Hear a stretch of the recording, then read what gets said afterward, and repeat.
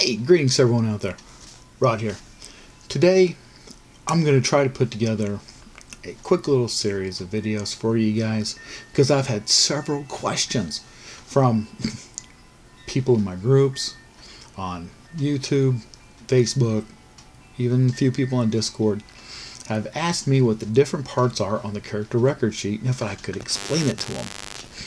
So, what I've decided to do is just sit down and make a couple of videos, maybe 3, maybe 4, that are going to explain the character record sheet, how to fill it out, and give you a little bit better insight of how to do it. I'm going to show you the way I do it, which is different from the way other people have done it in the past. I know there's several other YouTubers out there that cover Dungeons and Dragons have already done a character record sheet. Some of them are very long-winded, and others are just really short and don't really give you the vital information that you really need. So I'm going to explain it to you in the way that I explain things. So, first of all, what you're going to need is a Player's Handbook, just like this. This has all the information that you need in it. How to make your character, how to pick a class, how to pick a race, your background information, several other things, your equipment. Everything that the starting player needs to know is all right here in this book. Now, you could use the basic book that's out of the starter set that has Lost Mines of Fendelver in it, but it's kind of limited. You've got your base races that are like elves, humans, dwarves, gnomes, halflings, half-elves, half-orcs, tieflings, dragonborn, and some of them might not be allowed in the world that your dungeon master is creating or has already created for you to play in. So it's a really good information there to find out what character races are in your Dungeon Master's world. Also, there might be some that they've created on their own. And maybe there might be some from other supplemental books. Like Xanathar's Guide to Everything. Or,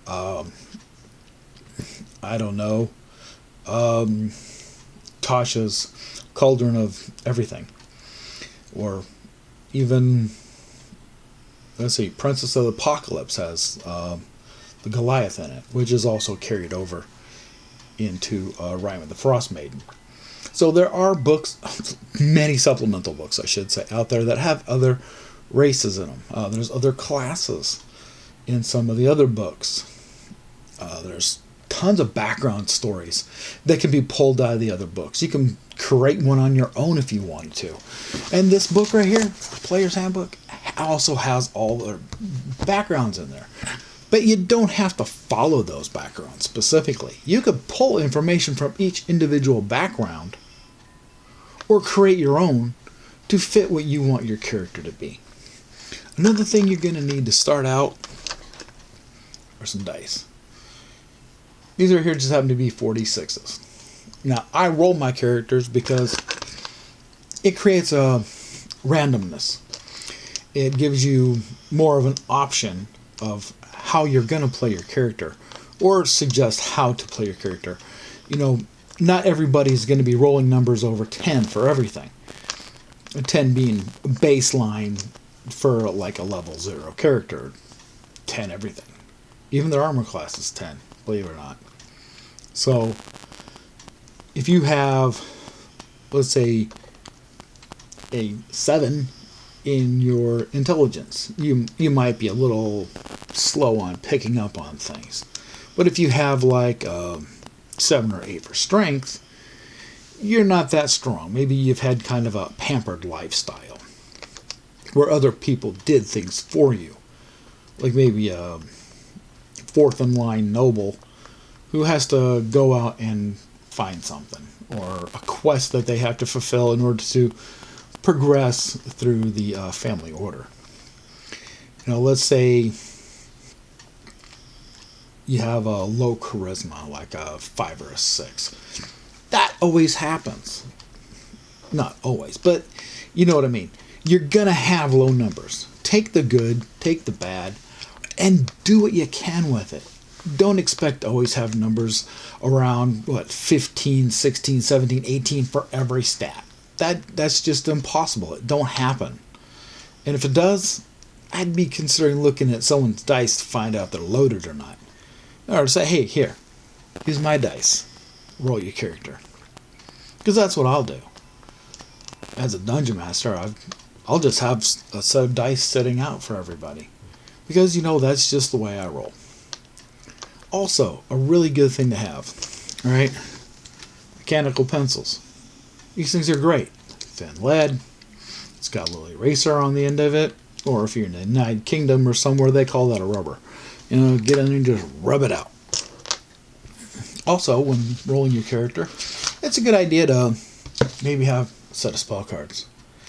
These just happen to be for the druid. There's other classes out there that have spell cards as well.